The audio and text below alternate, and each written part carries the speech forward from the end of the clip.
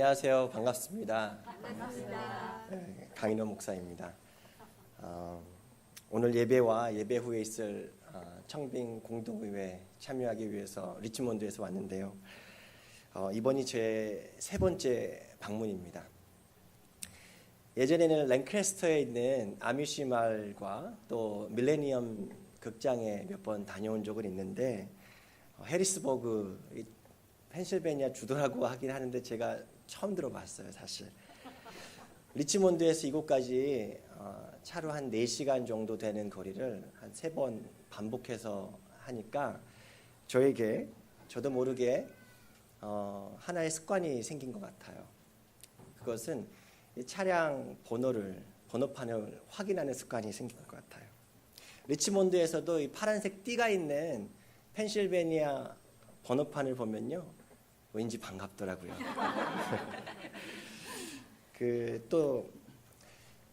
차량 뒤편에 보시면 보통 이제 Universal Pennsylvania Alumni라고 스티커를 붙이고 다니는 차량이 또 있더라고요.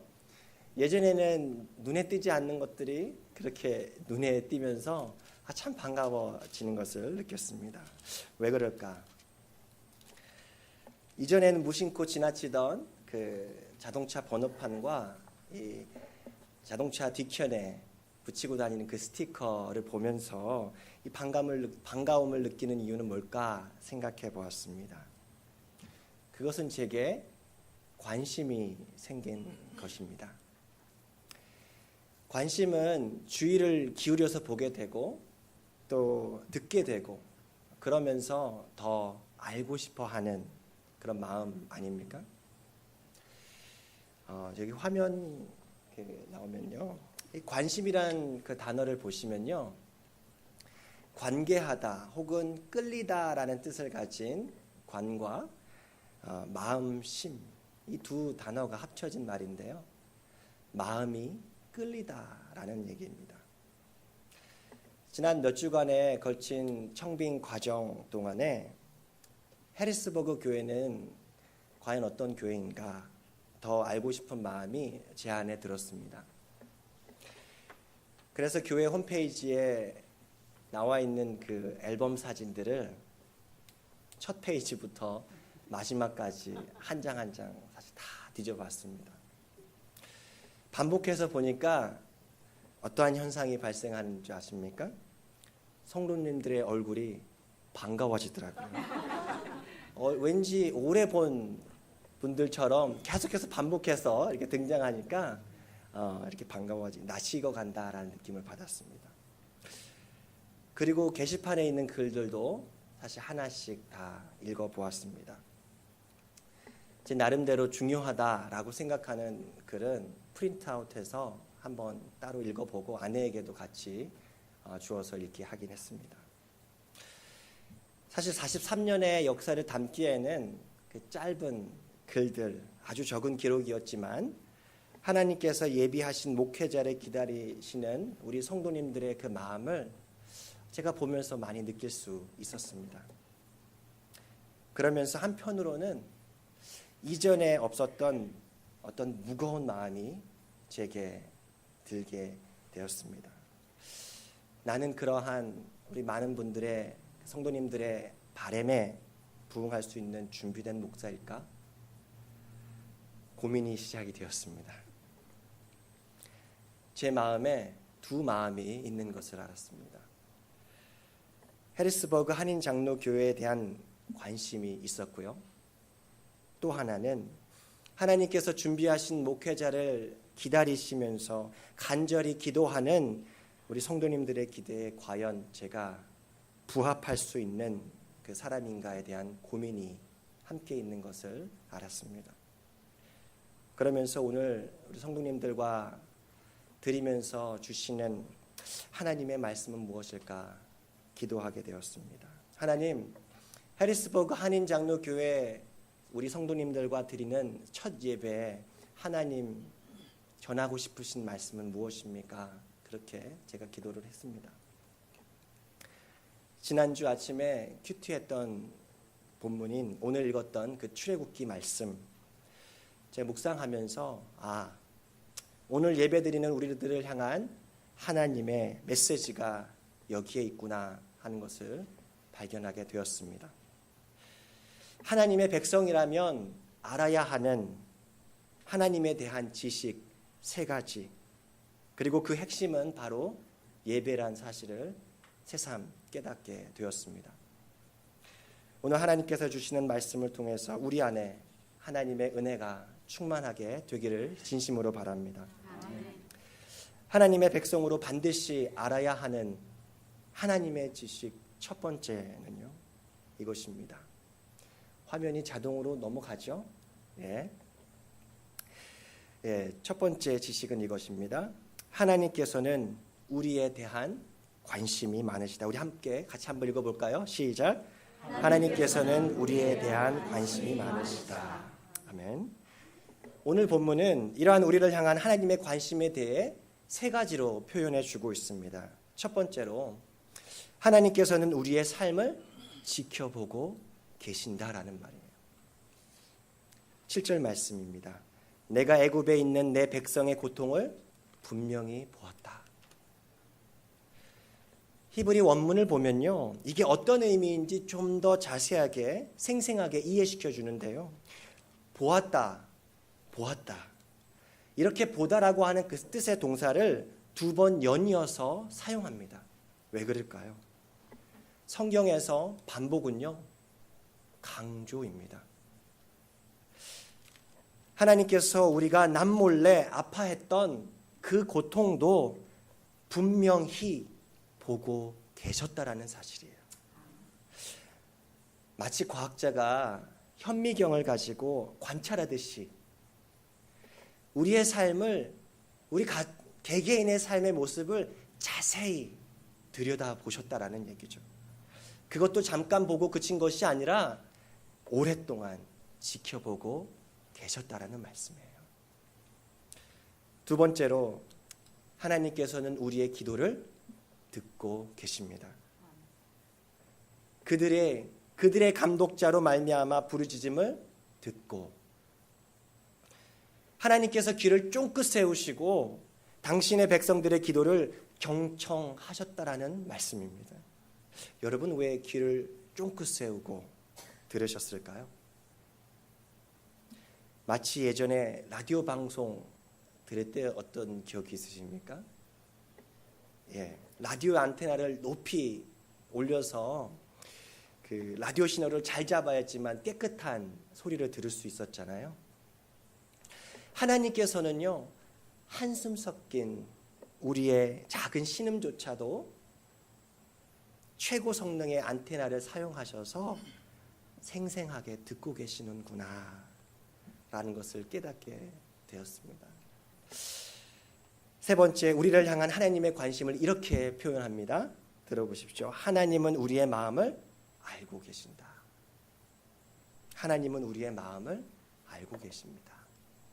우리 안에 무슨 걱정이 있는지 아무리 노력해도 또 아무리 기도해도 속히 해결되지 않는 듯한 그 문제로 아파하는 우리의 속마음을 하나님께서 너무 잘 알고 계신다라는 말씀이에요. I know. 내가 알고 있단다. 그렇게 말씀하세요. 여기에서의 그 알문요, 그냥 막연하게 힘들겠지, 그냥 막연하게 어떨 것이다라고 추측해서 아는 그런 알미 아니라는 거예요. 그 알문요, 하나님께서 우리의 마음의 문을 안다는 것은요, 그것은 직접 하나님께서 경험해서 아시는 그런 알을 말합니다. 무슨 말일까요? 당신의 백성들이 힘들어 죽겠다 이렇게 고백하는, 울부짖는 그 순간에서도 우리 하나님께서 우리와 함께 하셨다라는 말씀입니다. 이 말씀을 묵상하는데 우리가 잘 알고 있는 그 모래 위의 발자국이라고 하는 그 시가 자연스럽게 떠올라더라고요. 제가 한번 읽어보도록 하겠습니다. 한번 들어보십시오. 어느 날 밤 난 꿈을 꾸었습니다. 주님과 함께 해변을 걷고 있는 꿈이었습니다. 그런데 하늘 저쪽으로 나의 지나온 날들이 비춰졌습니다. 한 장면씩 지나칠 때마다 나는 모래 위에 두 사람의 발자국이 난 것을 보았습니다. 하나는 나의 것이었고 또 다른 하나는 주님의 것이었습니다. 내 인생의 마지막 장면이 비춰졌을 때 나는 모래 위의 발자국을 모두 돌아보았습니다. 그런데 발자국이 한 쌍밖에 없을 때가 많다는 것을 난 알게 되었습니다. 그리고 그때는 바로 나의 삶에 있어서 가장 힘들고 어려운 시기들이었습니다. 나는 마음이 괴로웠습니다. 그래서 주님께 물었습니다. 주님, 제가 주님을 따르기만 하면 주님께서는 언제나 나와 함께 해 주시겠다고, 내 친구가 되어 주시겠다고 약속하셨습니다. 그런데 제 삶에서 가장 고통스러운 때에는 왜 한 사람의 발자국만 있는지 전 이해할 수가 없습니다. 제가 주님을 가장 필요로 했던 순간에 주님께서는 왜 저를 떠나 계셨나요? 그러자 주님께서는 이렇게 속삭이며 말씀하셨습니다.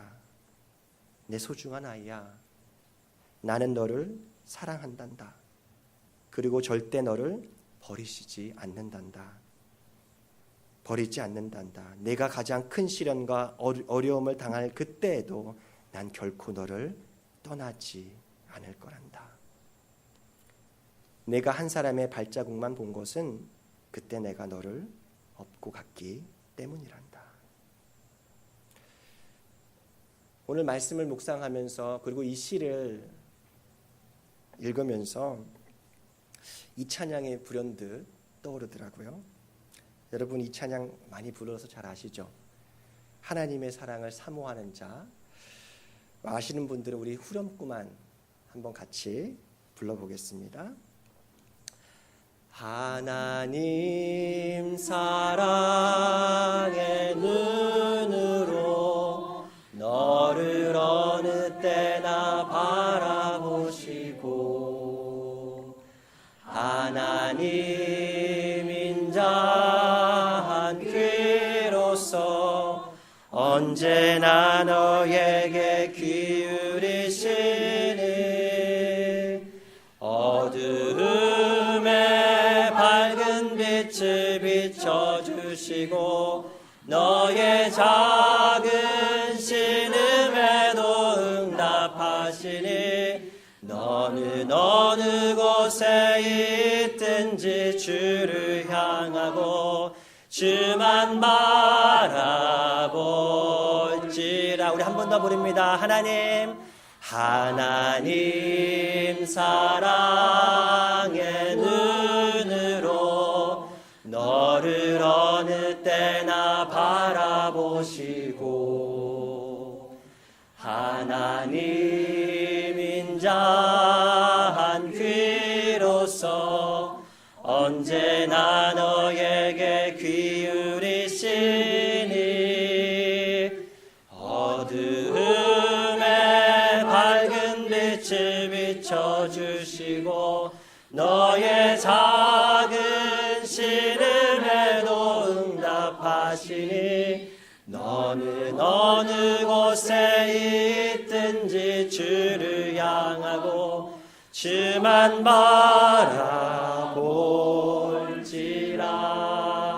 바라볼지라.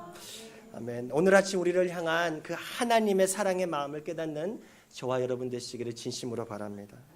하나님에 대해서 알아야 우리가 살 수 있습니다. 하나님께서 우리를 향한 관심이 아주 많다는 사실을 우리가 기억할 때 우리가 살 수 있습니다. 우리가 절망하지 않게 됩니다. 어떤 고난 속에서도 이겨내는 승리의 삶을 살 수 있게 될 줄로 믿습니다. 두 번째, 하나님의 백성으로 알아야 하는 하나님에 대한 지식은 이것입니다. 하나님께서는 능력의 팔로 우리를 인도하신다. 같이 한번 읽어보겠습니다. 시작. 하나님께서는 능력의 팔로 우리를 인도하신다. 아멘. 저희 둘째 아이가 채 2살이 못 되었을 때였던 것 같습니다.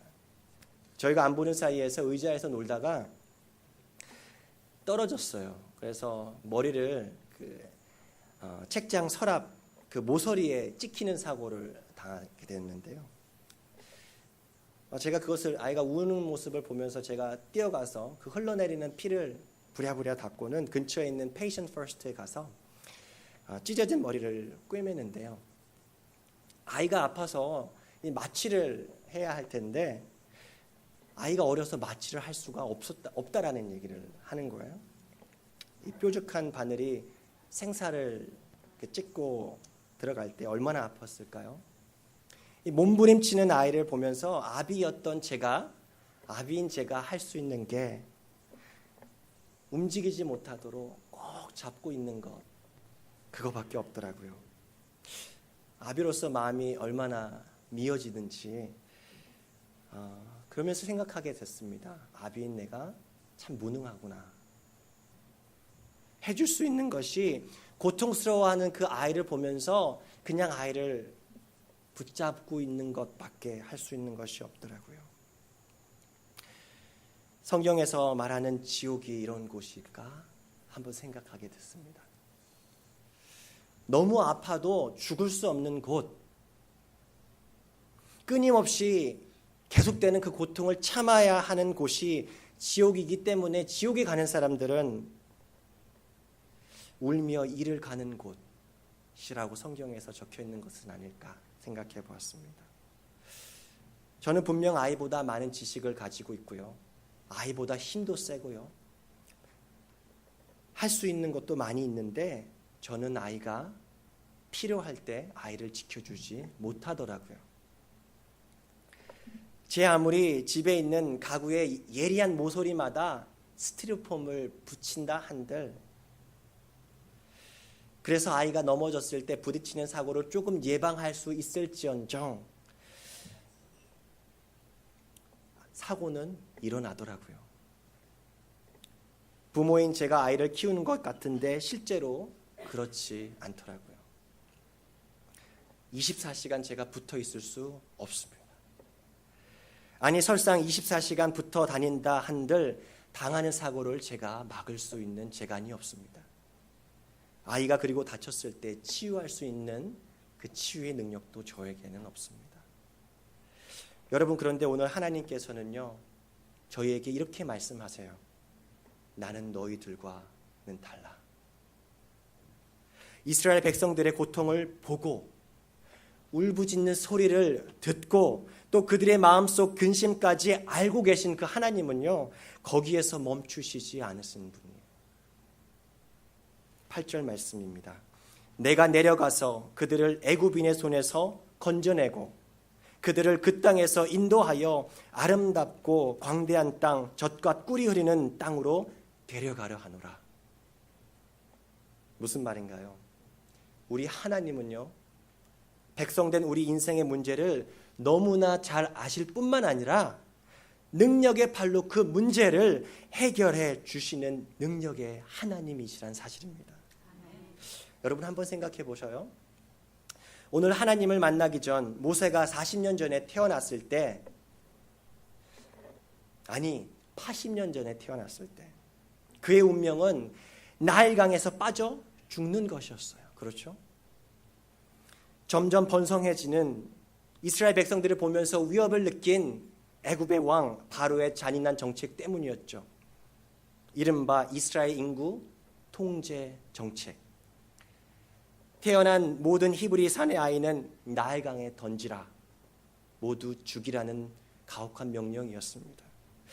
유달리 잘생겼던 모세도 예외는 아니었을 것입니다. 갈대로 바구니를 엮고 물이 새지 않도록 역청과 나무진을 발랐다고는 하지만 한번 생각해 보세요. 약 7파운드가량 되는 이 갓난아이를 큰 강 나일강에 둥실 띄어 보낸다면 어떻게 될까요? 며칠을 살 수 있을까요? 우연인지 필연인지 그때 마침 목욕 나온 바로의 딸이 그 갓난 모세가 들어있는 그 바구니를 그 큰 강 나일강에서 발견하게 되는 그 만남의 사건, 여러분 누가 주선했을까요? 40년 동안 이집트 왕자로 어릴 때부터 이집트 가정에서 이집트 문화와 이집트 말을 배워서 장성한 완전한 2세 Second Generation Korean American처럼요. 이 모세는요.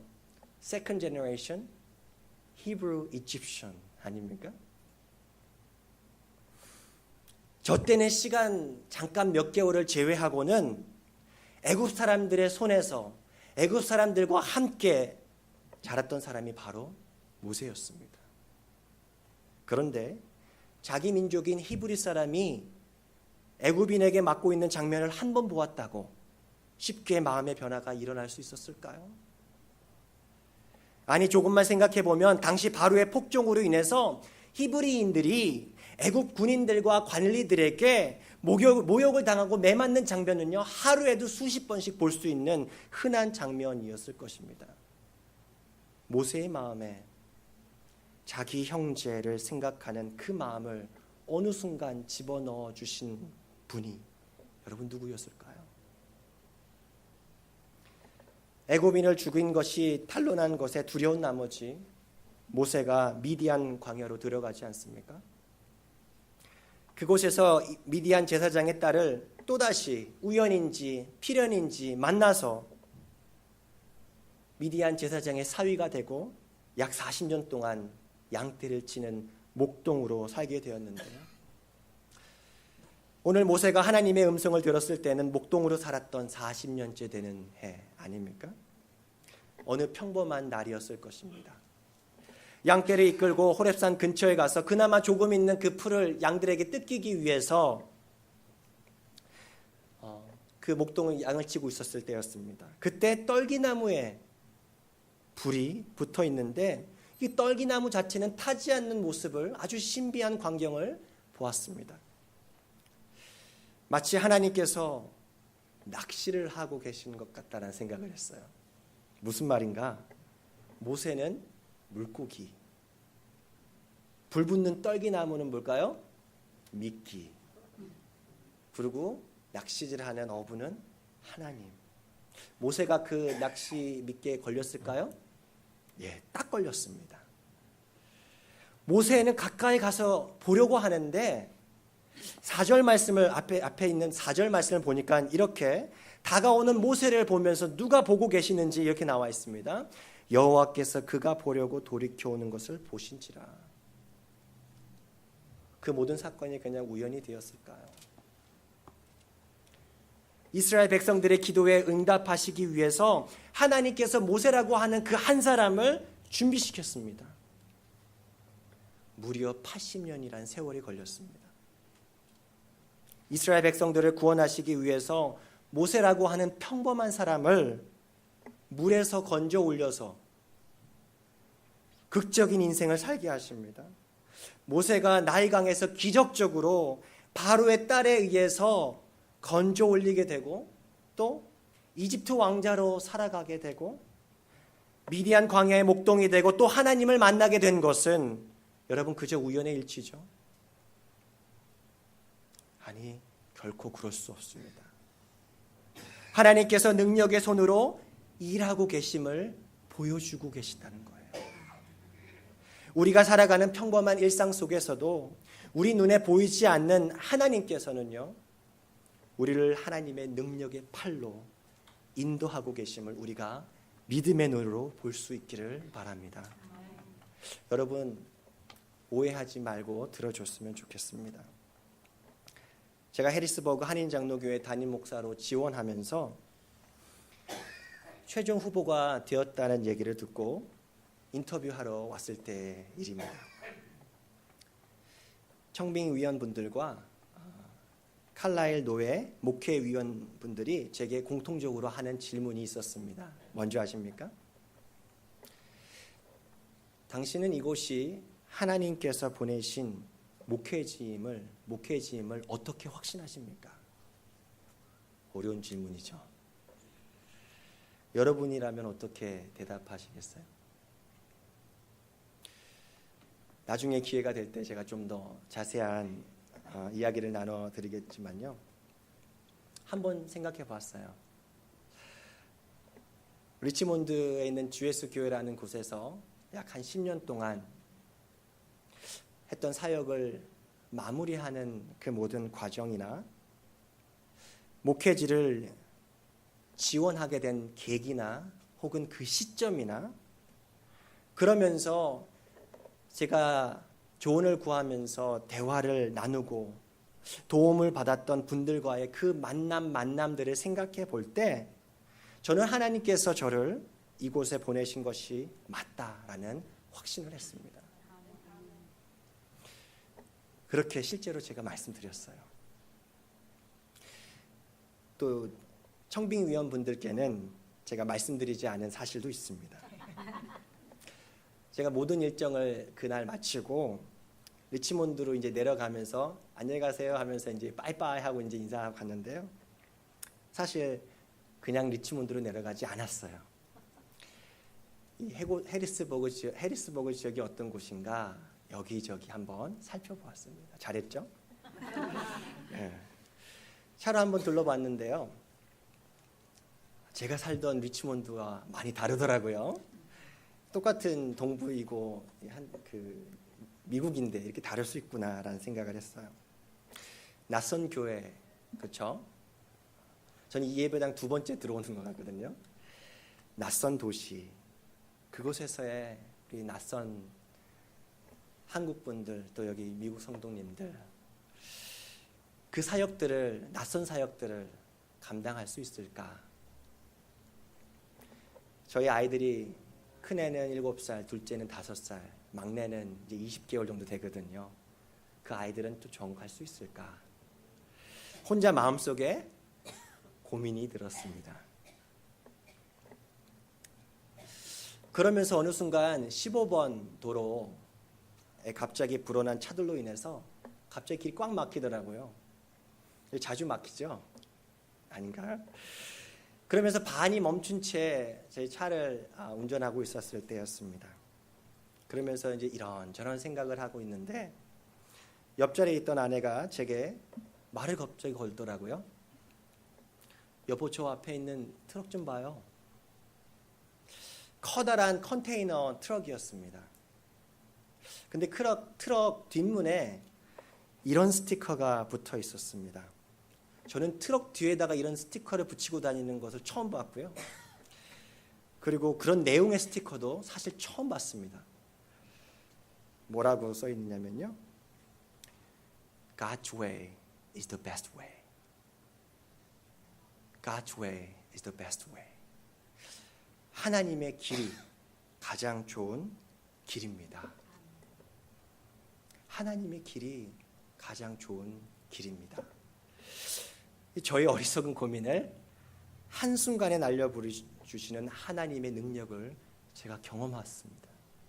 며칠 전에 제가 맡고 있던 영어 목회, 저는 GS교회에서 지금 EM을 맡고 있는데요. 영어 목회 담당 장로님께서 제 청빙과 관련된 일에 대해서 좀 뒤늦게 아셨던 것 같아요. 그래서 저에게 전화를 걸어왔습니다. 목사님, 참 서운합니다. 하지만 목사님, 진심으로 축하드립니다. 바라기는 이 일들이 목사님께서 진정 원하시는 일이 였기를 바랍니다. 그렇게 말씀해 주셨어요. 여러분, 제가 뭐라고 대답했을까요? 이렇게 말씀드렸습니다. 장로님, 제가 원하고 원치 않고는 사실 그렇게 중요한 것 같지는 않습니다. 하나님께서 인도하시면 제가 원하든 원치 않든지 가는 것이 맞습니다. 그리고 하나님께서 인도하시는 길이라면 반드시 가게 될 것입니다. 저는 그 길이 가장 좋은 길이라고 믿습니다. 오늘 예배 후에 공동의회를 하지 않습니까?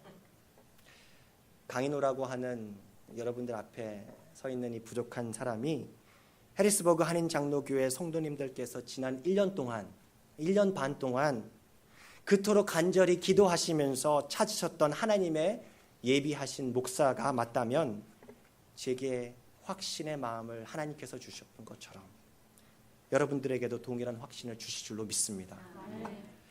하나님께서는 절대 당신의 백성된 우리들의 인생의 문제를 그냥 멀찌감치 서서 지켜만 보고 계시는 분이 아니세요. 심심할 때마다 그냥 간섭해서 참여하는 분이 아니라는 거예요. 우리의 간구를 들으시는 하나님께서는요, 우리 기도에 응답하시는 분임을 믿습니다. 우리 인생의 문제, 심지어 마음속에 있는 남모를 근심조차도 헤아려 하시는 하나님께서는요, 친히 능력의 오른팔로 그 문제들을 해결해 주시는 분이신 줄로 믿습니다. 그래서 제가 오해하지 말라고 말씀을 드렸던 겁니다. 여러분, 모세가 중요한 것이 아니고 하나님이 중요합니다. 모세가 이스라엘 백성들을 구원하는 것이 아니고 하나님이 친히 당신의 백성들을 구원하신다는 사실을 우리가 반드시 기억해야 합니다. 여러분 앞에 서 있는 저 강인호 목사는요, 중요하지 않습니다. 해리스버그 한인 장로교회를 사랑하셔서 지난 43년 동안 인도해 오신 하나님이 중요합니다. 앞서서 일하시는 우리 하나님만이 능력이 있으심을 믿으셔야 합니다. 저는 그렇게 믿습니다. 여러분께 솔직히 고백하면 저는 별로 그렇게 많은 능력을 갖고 있는 것 같지 않습니다. 다시 말씀드리지만 오직 저와 여러분보다 앞서서 일하시는 우리 하나님은 능력 있는 하나님이심을 저는 믿습니다. 그런 점에 있어서 담임 목사 청빙은요, 마지막이 아닌 것 같아요. 또 다른 시작인 줄로 믿습니다. 저와 여러분을 사용하셔서 죽어가는 영혼을 능히 살리시는 하나님의 능력을 새롭게 경험하는 또 다른 시작이 될 줄로 믿습니다. 세 번째, 마지막으로 하나님의 백성이 기억해야 할 하나님에 대한 지식은 이것입니다. 하나님께서는 우리들의 예배를 기대하신다. 우리 같이 한번 읽어보겠습니다. 시작. 하나님께서는 우리들의 예배를 기대하신다.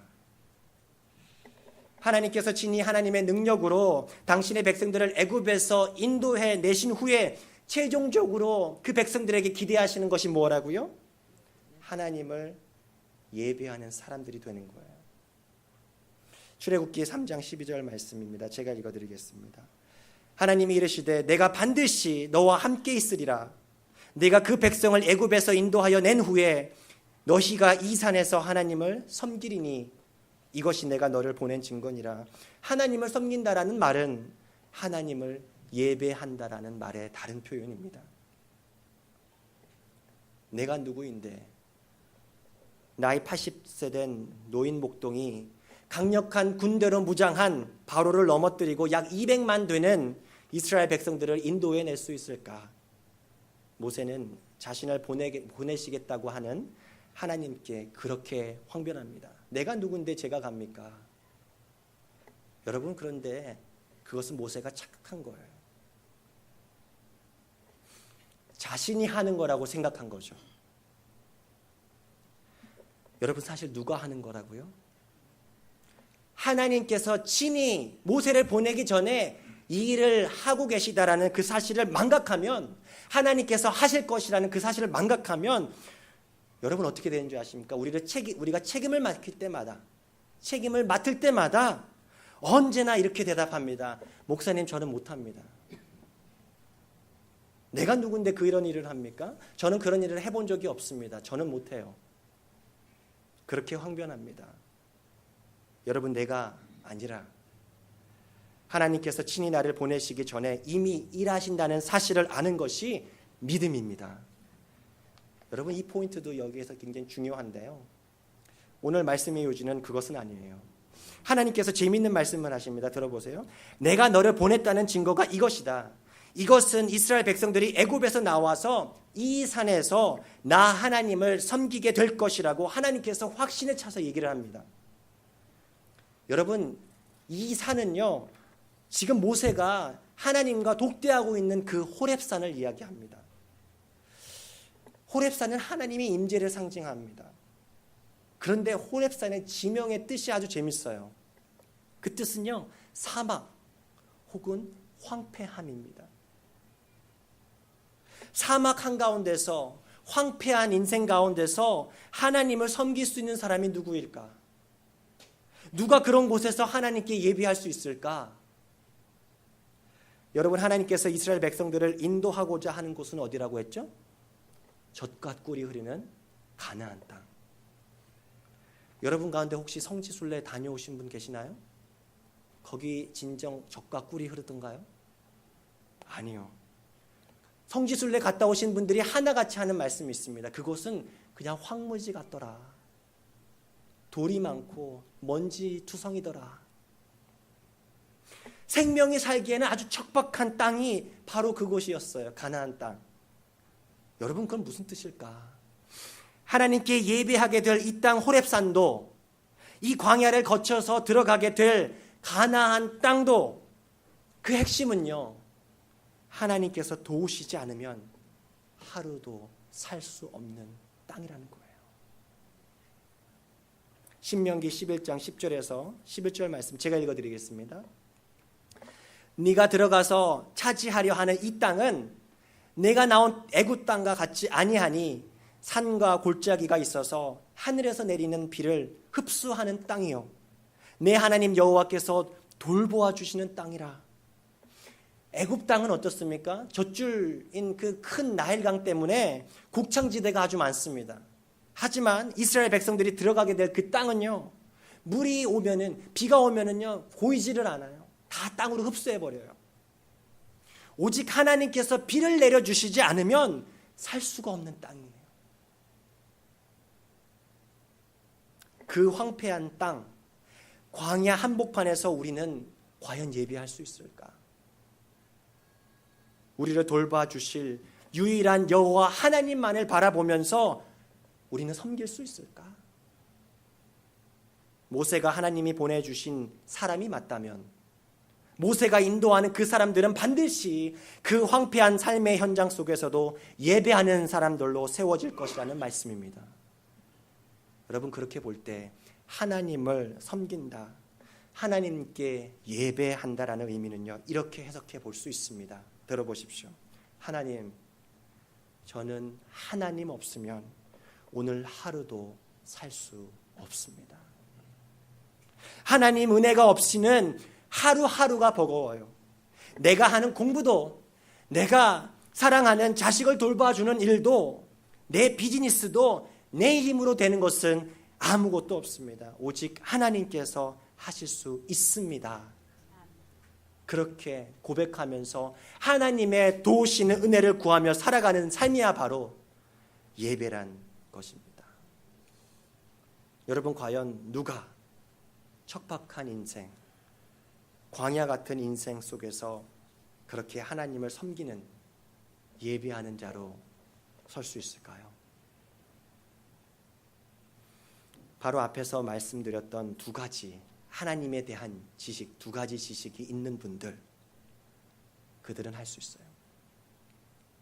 눈동자와 같이 우리를 지켜보고 계시는 하나님을 날마다 경험하는 사람이라면, 우리의 간구를 들으시고 응답하시는 그 하나님, 피조물인 우리를 향한 큰 관심을 갖고 함께 하신다는 그 하나님에 대한 기억이 있는 사람은요, 광야 같은 삶에서도 예배자로 서게 될 것입니다.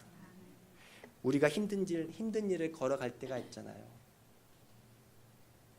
다윗이 얘기했던 것처럼 사망의 계곡을, 음침한 계곡을 걸어갈 때가 있잖아요. 아무도 넘어뜨릴 수 없을 것 같은 그 강력한 바로 앞에서 고통당하는 백성들을 구원하시기 위해 10가지 재앙을 내리신 하나님, 홍해를 가르셨던 그 놀라운 하나님의 능력을 기억할 때 황폐한 광야 같은 인생, 삶의 현장 속에서도 하나님께 예배드리는 이 예배의 자리를 지키게 될 줄로 믿습니다. 오늘 말씀을 쭉 살펴보면요, 한 가지 주목하게 되는 인칭 대명사가 하나 있어요. 그것은 바로 나라는 단어예요. 나, I. 나는 내 조상의 하나님이니 내가 애굽에 있는 내 백성의 고통을 분명히 보았다. 내가 내려가서 내가 반드시 너와 함께 있을 것이다. 이것이 내가 너를 보낸 증거니라. 여러분, 우리를 하나님의 백성 삼으신 것도, 우리를 향해 사랑의 관심을 보여주시는 것도, 우리를 능력의 손으로 붙잡아 주시고 인도해 주시어 하나님께 예배하는 사람들로 세워주시는 것도 다 누가 하시는 일이라고요? 하나님이십니다. 우리는 보잘것없는 죄인들인데 무엇 하나 제 힘으로 할 수 없는 무능한 자들인데, 먼지 같은 자들인데, 하나님께서 우리를 너무 사랑해 주셔서 독생자 예수 그리스도를 보내주셨어요. 십자가에 피 흘려 죽게 해주셨어요. 왜요? 우리를 강력한 죄와 사망의 권세에서 구원해 주시기 위해서. 여러분, 그것이 바로 기쁜 소식, 복음인 줄로 믿습니다. 그 복음을 삶 속에 받아 누리는 자가 하나님을 섬기는 사람들입니다. 아무도 우리를 억지로 이 자리에 나오게 할 수 없습니다. 강요할 수 없어요. 오직 우리를 사랑의 눈으로 바라보시고 능력으로의 손으로 인도하시는 그 하나님의 사랑에 이끌릴 때만이 삶의 모든 상황 속에서도 하나님을 섬기는 사람, 하나님께 예배하는 사람으로 살아가게 될 줄로 믿습니다. 우리 같이 기도하겠습니다.